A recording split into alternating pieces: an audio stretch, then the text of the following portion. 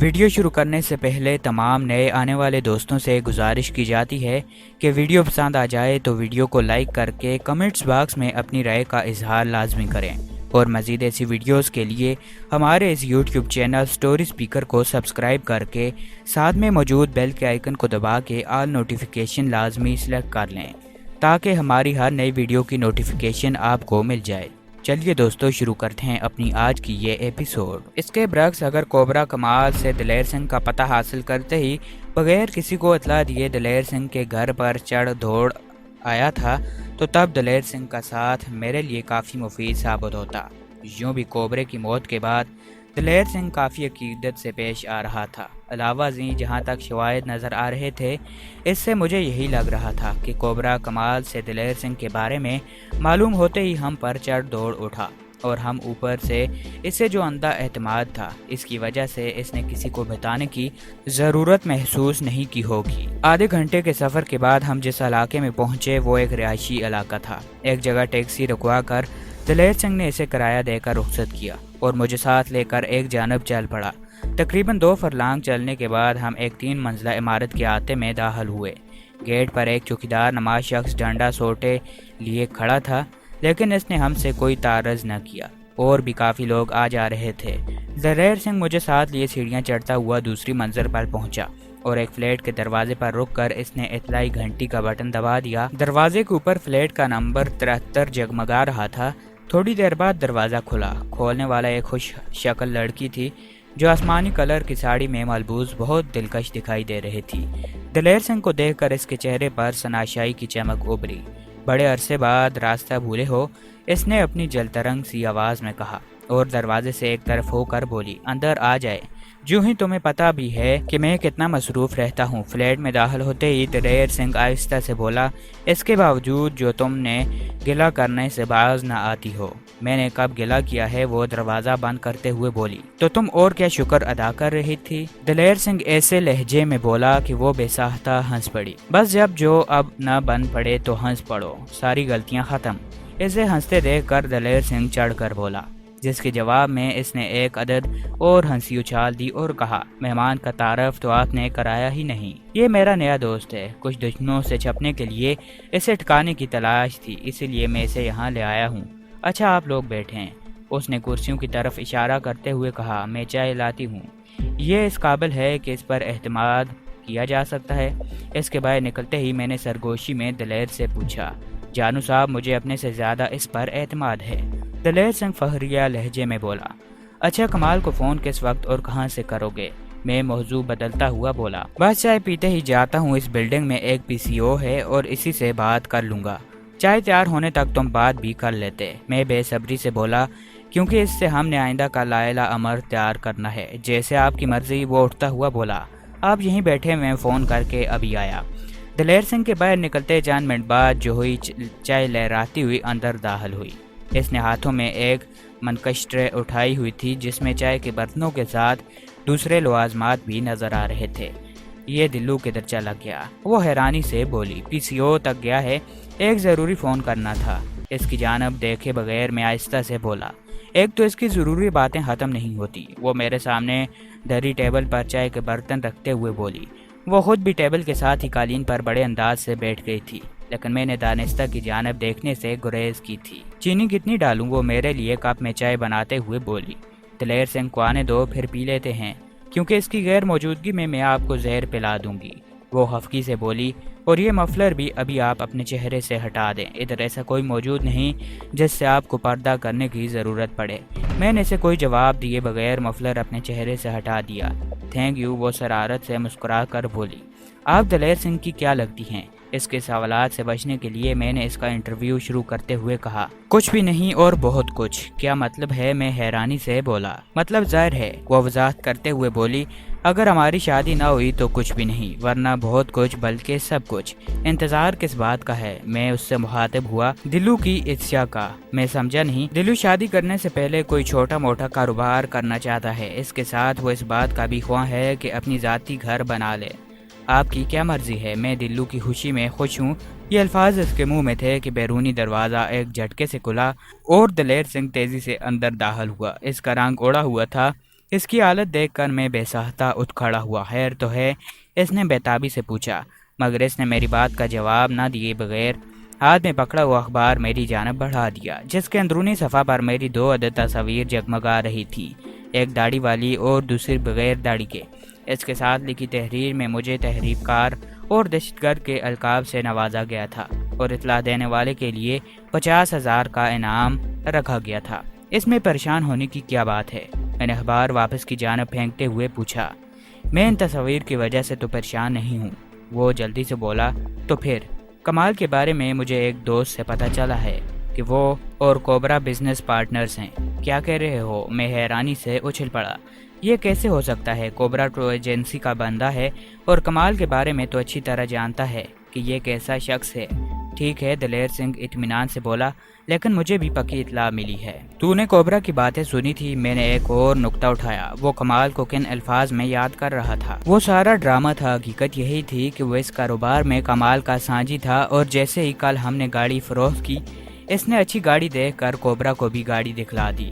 اب یہ ہماری بدقسمتی تھی کہ کوبرا اس گاڑی کو اچھی طرح پہچانتا تھا، اسی لیے اس نے ہم تک پہنچنے میں دیر نہیں لگائی۔ میرا خیال ہے اس نے کسی کو بتائے بغیر یہ قدم اٹھایا تھا۔ میں نے کہا، اس کی کوشش یہی تھی کہ مجھ پر قابو پانے کے بعد یہ بات بتائے گا۔ اس کے بارے میں کچھ نہیں کہہ سکتا ہوں، دلیر سنگھ بولا۔ البتہ یہ بات کنفرم ہے کہ کمال کو یہ معلوم ہے کہ کوبرا میرے گھر کی طرف آیا تھا، اور اس کی لاش دریافت ہوتے ہی کمال کو پتہ چل جائے گا کہ یہ کس کی کارستانی ہے، اور شاید اس کے بعد کمال اس بات کی اطلاع کسی اور ایجنسی والے کو دے دے، کیونکہ اگر اس کے کوبرے کے ساتھ روابطے تھے تو وہ اوروں کے ساتھ بھی رابطے قائم کر سکتا ہے۔ کوبرے کو کس نے مارا ہے؟ جوہی، جو خاموشی سے ہماری باتیں سن رہی تھی، مجھ سے مخاطب ہوئی، مگر میرے بجائے دلیر سنگھ بولا۔ وہ جانو صاحب کے ہاتھوں نرک میں پہنچا تھا۔ اس کے ہاتھوں؟ جوہی نے حیرانی سے میری طرف اشارہ کیا۔ مگر تم تو کہتے تھے کہ کوبرا بہت اچھا لڑاکا ہے، اور اس کے ساتھ خالی ہاتھ مقابلہ کرنا کسی انسان کے بس کی بات نہیں۔ جانو صاحب اس سے بھی اچھے لڑاکے ہیں، دلیر سنگھ فہریہ لہجے میں بولا۔ مجھے تو ان میں ایسی کوئی بات نظر نہیں آ رہی، جوہی بے پرواہی سے بولی، لیکن اس کی آنکھوں میں میرے لیے ابنے والے سٹائز کے تاثرات میں چھپے نہ رہ سکے۔ چھوڑو اس قصے کو، میں چائے کا کپ اپنی جانب کھسکاتے ہوئے دلیر سنگھ سے بولا۔ پہلے چائے پی لیں، صبر کرو نہ بنا دیتی ہوں، جوہی میرے سامنے سے خالی کپ چھپتے ہوئے بولی، اور اس کی حرکت پر دلیر سنگھ کھل کر ہنس پڑا۔ لیکن میں نے مسکرانے کی ضرورت بھی محسوس نہیں کی۔ جوہی ضرورت سے زیادہ ہی میرے ساتھ فری ہونے کی کوشش کر رہی تھی، اور میں کسی صورت بھی اس کی حوصلہ افزائی کرنا نہیں چاہتا تھا۔ کتنی چینی ڈالوں؟ 2 چمچ کہہ کر میں دلیر سنگھ کی طرف متوجہ ہو گیا۔ اب کمال کی زبان کیسے بند کریں گے؟ میرا خیال ہے چائے پی کر اس کی طرف چلتے ہیں، دلیر سنگھ نے تجویز پیش کی۔ ہو سکتا ہے وہ اب تک یہ بات آگے پہنچا بھی چکا ہو، میں نے اندیشہ ظاہر کیا۔ ہاں، یہ بھی ہو سکتا ہے، لیکن کوبرے کی لاش ملنے سے پہلے شاید وہ یہ قدم نہ اٹھائے، دلیر سنگھ بولا۔ یہ کیا آپ لوگوں نے کمال اور کوبرے کی رٹ لگائی ہوئی ہے؟ جوہی خفگی سے بولی۔ اس کے علاوہ آپ لوگوں کے پاس کوئی موضوع نہیں ہے؟ چلو پھر جانو صاحب اس کی سٹوری سن لیتے ہیں، دلیر سنگھ بولا۔ ہاں، اب بات کی ہے نا، جوہی جلدی سے بولی۔ چلیں بھائی جانو صاحب، اب آپ اپنے بارے میں کچھ بتاؤں۔ کیا بتاؤں یار؟ بس مختصراً یہی ہے کہ کسی گھریلو مجبوری کی وجہ سے مجھے چھٹی کی ضرورت پڑی، جبکہ چھٹی بند تھی، کیونکہ جس علاقے میں تعینات تھا وہاں برف پڑنے کی وجہ سے راستے بند تھے۔ مجھے مجبوراً بھاگنا پڑا، اور بدقسمتی یہ ہوئی کہ میں غلطی سے سرحد عبور کر کے اس طرف آ نکلا اور انڈین فوج کے ہاتھوں پکڑا گیا۔ آرمی والوں نے مجھے جاسوس سمجھ کر اپنے انویسٹیگیشن والوں کے حوالے کر دیا۔ وہاں سے کل رات میں جان چھڑا کر بھاگا تھا، جب آپ مجھے راستے میں مل گئے، اور اس کے بعد حالات آپ کے سامنے ہیں۔ آپ نے سچ مجھ کمانڈو کی تربیت حاصل کی ہوئی ہے نا؟ دلیر سنگھ نے مجھ سے مخاطب ہو کر کہا۔ ہاں، میں مختصراً بولا۔ اس کا مطلب ہے آپ سے کافی داؤ وغیرہ سیکھے جا سکتے ہیں، دلیر سنگھ نے مجھ سے بولا۔ تمہیں تربیت دینے میں مجھے کوئی غار نہیں، لیکن افسوس کہ تیرا میرا ساتھ بہت مختصر ہے۔ کیا مطلب؟ دلیر سنگھ بولا۔ مطلب واضح ہے دوست، میں وضاحت کرتے ہوئے بولا۔ خفیہ ایجنسی والے میری تلاش میں سرگرداں ہیں، اور جیسے ہی انہیں تمہارے میرے تعلق کے بارے میں معلوم ہوگا وہ ہم تک پہنچنے میں دیر نہیں لگائیں گے۔ اسی لیے بہتر یہی ہے کہ ہم علیحدہ ہو جائیں، اور تم اس سے پہلے کہ وہ جلاد تم تک پہنچیں ان کے پاس خود چلے جاؤ اور انہیں ساری کہانی بلا کم و کاسد سنا دو۔ اس طرح کم از کم تم ان کے تشدد سے بچ جاؤ گے۔ جو بھی تم نے اسی ملک میں رہنا ہے، جبکہ میں نے جلد یا بدیر یہاں سے نکل جانا ہے اگر زندگی رہی تو۔ میں اتنا کمینہ بھی نہیں ہوں کہ اپنی جان کے خوف میں تیرا ساتھ چھوڑ دوں، دلیر سنگھ جذباتی لہجے میں بولا۔ دلیر سنگھ سمجھنے کی کوشش کرو، اس میں ہم دونوں کی بھلائی ہے، تیرے ذریعے انہیں مجھ تک پہنچنے میں آسانی ہوگی، میں اسے سمجھاتے ہوئے بولا۔ لیکن آپ یہاں تو چھپ کر رہ سکتے ہیں، جوہی کے ساتھ میرے تعلق تو کوئی بھی نہیں جانتا، میں نے چھپ کر نہیں رہنا، یہاں سے نکلنا ہے، میں نے اسے سمجھایا۔ چلے جانا چند دن ہمیں بھی اپنی سیوا کا موقع دو، جوہی جلدی سے بولی۔ میرا مطلب یہی ہے، دلیر سنگھ جلدی سے اس کی تائید کرتے ہوئے بولا۔ ٹھیک ہے، دلیر سنگھ میں ہتھیار ڈالتے ہوئے بولا، لیکن زیادہ سے زیادہ آج کا دن، کم از کم 3-4 دن تو رہیں، دلیر سنگھ بولا۔ اس وقت تک آپ کی تلاش کرنے والوں میں جو سرگرمی پائی جاتی ہے اس میں بھی کمی آ جائے گی، تلاشی کرنے والے اتنے بھولے نہیں ہوتے کہ 3-4 دن میں تھک جائیں گے۔ میں نے ان کی غلط فہمی کو دور کرنے کی کوشش کی، ہو سکتا ہے وہ اگلے 2-3 ہفتے شکاری کتوں کی طرح میری بو سونگھتے پھریں، جس وقت تک کہ انہیں میں انڈیا سے فرار ہونے کی اطلاع کسی معتبر ذرائع سے نہیں مل جاتی، کم از کم 2 دن ضرور، جوہی چائے کے برتن سمیٹتے ہوئے حتمی لہجے میں بولی۔ اور اب اس کے بارے میں آپ کا کوئی بہانہ نہیں سنا جائے گا۔ اچھا پھر مجھے آرام کرنے کی جگہ دکھا دیں، میں اپنی جگہ سے اٹھتے ہوئے بولا۔ اور دلیر سنگھ آئیں سر کہہ کر مجھے ڈرائنگ روم سے ملحقہ ایک چھوٹی سی خوابگاہ میں لے آیا، جس میں ایک سنگل بیڈ بچھا ہوا تھا۔ دلیر سنگھ مجھے کمرہ دکھا کر باہر نکل گیا اور میں بوٹ اتار کر لیٹ گیا۔ کوبرے سے لڑائی کرتے ہوئے میری اچھی خاصی ورزش ہو گئی تھی اور میں اس وقت سخت تھکن محسوس کر رہا تھا۔ اس کے علاوہ میرا مقصد ان دونوں کو تنہائی فراہم کرنا بھی تھا۔ میں کافی دیر مختلف سوچوں میں گھرا رہا، پھر نہ جانے مجھے کس وقت نیند آ گئی۔ سعدیہ کمرے میں داخل ہوئی اور میرے سرہانے آ کر بیٹھ گئی۔ بہت تھکے ہو؟ وہ اپنی مدھر آواز میں بولی۔ ہاں بہت زیادہ، میں آہستہ سے بولا۔ کھانا کھاؤ گے؟ وہ میرے بالوں میں انگلیاں پھیرتی ہوئی بولی۔ نہیں بس تم اسی طرح اپنے ملائم ہاتھوں سے میرا سر سہلاتی رہو۔ اچھا جیسے تمہاری مرضی۔ وہ اسی طرح ہاتھوں سے میرے سر میں کنگھی کرتے ہوئے بولی، اور پھر اچانک وہ میری نظروں سے اوجھل ہو گئی اور مجھے لگا میں گھر میں نہیں کسی اور جگہ پر ہوں، اور پھر آہستہ آہستہ میرا شعور جاگا اور مجھے یاد آ گیا کہ میں دلیر سنگھ کی محبوبہ کے فلیٹ میں تھا، لیکن جاگ جانے پر بھی مجھے سر میں انگلیاں پھیرتی محسوس ہوئی۔ میں نے آنکھیں کھول کر دیکھا تو جوہی تھی اور بڑے پیار بھرے انداز میں میرے بالوں میں انگلیاں پھیر رہی تھی۔ کمرے کے اندر ٹیوب لائٹ روشن تھی، اس کا مطلب تھا کہ رات ہو گئی تھی۔ ٹیوب لائٹ کی روشنی میں اس کا چہرہ عجیب منظر پیش کر رہا تھا اور وہ کسی سیارے کی مخلوق نظر آ رہی تھی۔ میں نے اپنے سر سے ہاتھ ہٹا کر جلدی سے اٹھ کر بیٹھ گیا اور ہکلاتے ہوئے بولا، کیا بات ہے؟ وہ کھکھلا کر ہنس پڑی اور بولی، ڈر گئے ہیں؟ اتنی بری شکل بھی نہیں ہے میری۔ بات کیا ہے؟ میں چڑھ کر بولا۔ اور تم یہاں کیسے؟ حضور داسی آئی تھی کھانے کا بتانا کہ کھانا تیار ہے اور سرکار انتظار کر رہی ہے۔ اچھا تم چلو، میں آ رہا ہوں، جلدی آنا ورنہ میں پھر آ جاؤں گی۔ یہ کہہ کر وہ مسکراتے ہوئے کمرے سے نکل گئی اور میں اٹھ کر کمرے سے ملحقہ باتھ روم کی طرف بڑھ گیا۔ منہ ہاتھ دھو کر میں ان کے پاس آیا تو وہ ٹیبل پر کھانا سجائے بے صبری سے میرا انتظار کر رہے تھے۔ بھائی جاؤ یار، اب آپ کی تو نیند پوری نہیں ہو رہی۔ مجھے دیکھتے ہی دلیر سنگھ بے صبری سے بولا۔ سوری، میں معذرت ہوا لہجے میں بولا، تمہیں میرا انتظار کرنا پڑا۔ نہیں کوئی بات نہیں، جوہی جلدی سے بولی، یہ تو ہے ہی ایسا بے صبرا، بس ہر وقت جلدی میں پڑا رہتا ہے۔ ہاں سوائے شادی کے، میں آہستہ سے بولا، اور دلیر سنگھ کہکا لگا کر ہنس پڑا، جبکہ جوہی نے شرما کر سر جھکا لیا۔ کھانا کھانے کے دوران ہم خاموش رہے۔ بہت دنوں کے بعد اتنا اچھا کھانا کھانے کو ملا تھا۔ میں نے خوب ڈٹ کر کھانا کھایا۔ چائے چلے گی یا کافی؟ کھانے کے برتن سمیٹتے ہوئے جوہی نے پوچھا۔ چائے بہتر رہے گی، کیوں جانو صاحب؟ دلیر سنگھ بولا۔ بالکل، میں نے بھی دلیر سنگھ کی تائید کی اور جوہی سر ہلاتے ہوئے کچن کی طرف بڑھ گئی۔ جانو صاحب، جوہی کے جاتے ہی دلیر سنگھ بولا، آج رات میں بحث بدر کل حالات کا جائزہ لینے کے لیے نکلوں گا اور کوشش کروں گا کہ کمال سے بھی ملاقات ہو جائے۔ اگر میں واپس نہ آیا تو پریشان نہ ہونا، میں بھی تیرے ساتھ چلوں گا۔ نہیں، ابھی تک آپ کے جانے کی ضرورت نہیں، میں کوشش کروں گا کہ آپ کے امبالے سے نکلنے کا کوئی بندوبست کر سکوں۔ اس طرح اگر ہو جائے تو بہتر ہوگا۔ میں نے اس کی تائید کی۔ آپ کو کوئی چیز تو نہیں چاہیے؟ اس نے پرخلوص لہجے میں پوچھا۔ بس کپڑوں کا ایک اور جوڑا لے آنا، میں نے بے تکلف ہو کر بولا۔ ٹھیک ہے، دلیر سنگھ نے اسبات میں سر ہلایا۔ اسی وقت جوہی بھی چائے لے کر پہنچ گئی۔ چائے پیتے ہی دلیر سنگھ جانے کے لیے اٹھ کر کھڑا ہو گیا۔ تم کہاں چلے؟ جوہی حیرانی سے بولی۔ بس ذرا مارکیٹ تک جانا ہے۔ وہ جوہی سے نظر بچا کر مجھ سے آنکھیں مارتا ہوا چلا گیا۔ جلدی واپس آ جانا، جوہی بولی، اور دلیر سنگھ سر ہلاتا ہوا فلیٹ سے نکل گیا۔ اس کے جاتے ہی میں اپنے کمرے کی طرف چل دیا۔ جبکہ جوہی برتن سمیٹ کر کچن کی طرف بڑھ گئی۔ کمرے میں جا کر میں بیڈ روم پر لیٹ گیا۔ نیند میری آنکھوں سے کوسوں دور تھی۔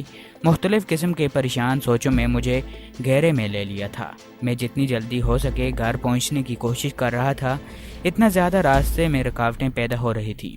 رہ کر چچا جان کے حد کے الفاظ میری آنکھوں کے سامنے ناچنے لگے۔ چھٹی ملے نہ ملے گھر پہنچو۔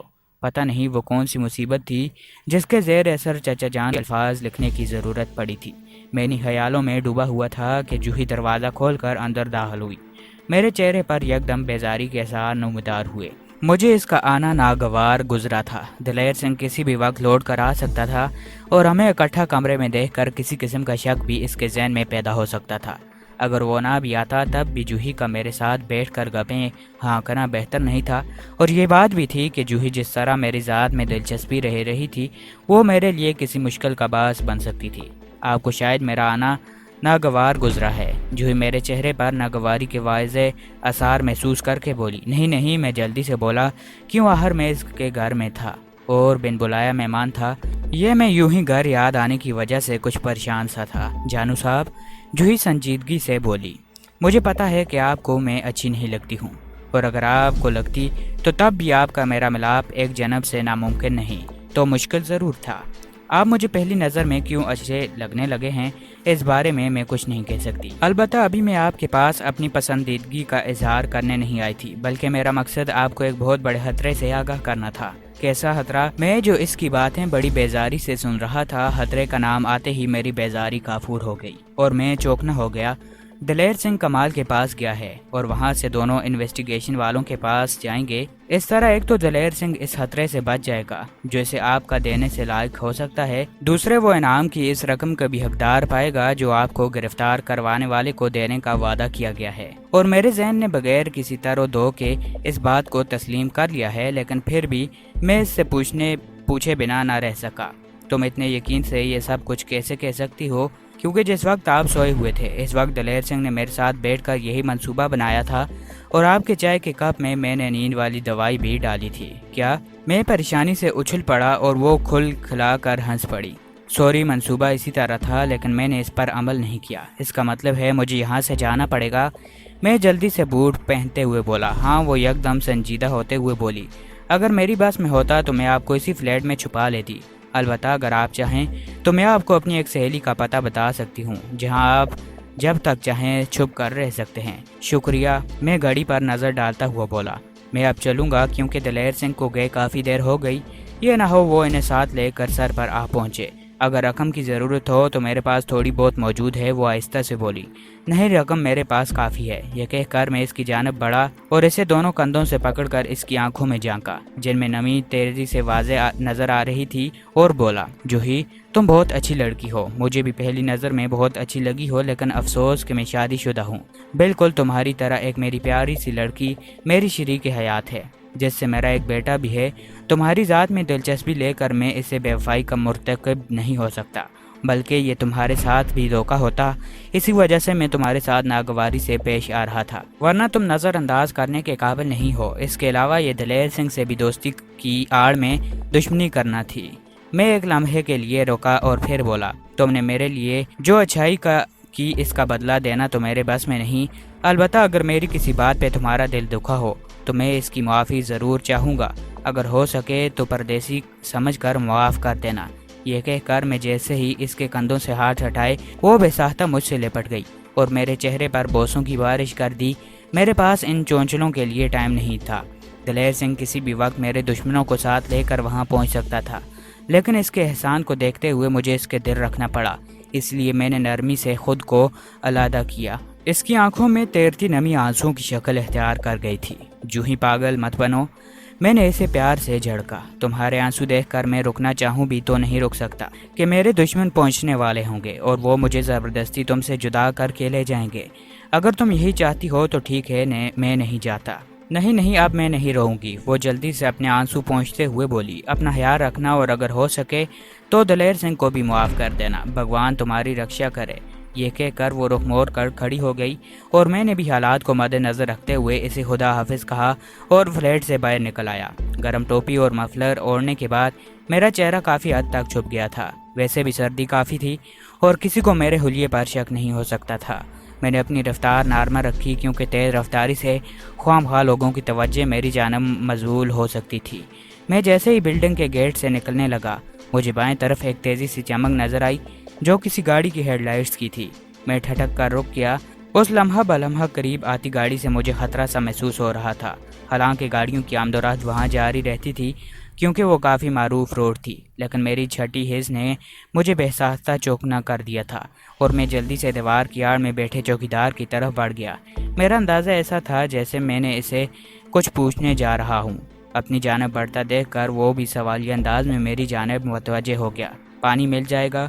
کوئی بہانہ نہ سوچتے ہوئے میں نے جلدی سے پوچھا۔ دوستو، آج کی اس ایپیسوڈ میں بس اتنا ہی۔ سانسوں نے وفا کی تو ملیں گے اگلی ایپیسوڈ میں۔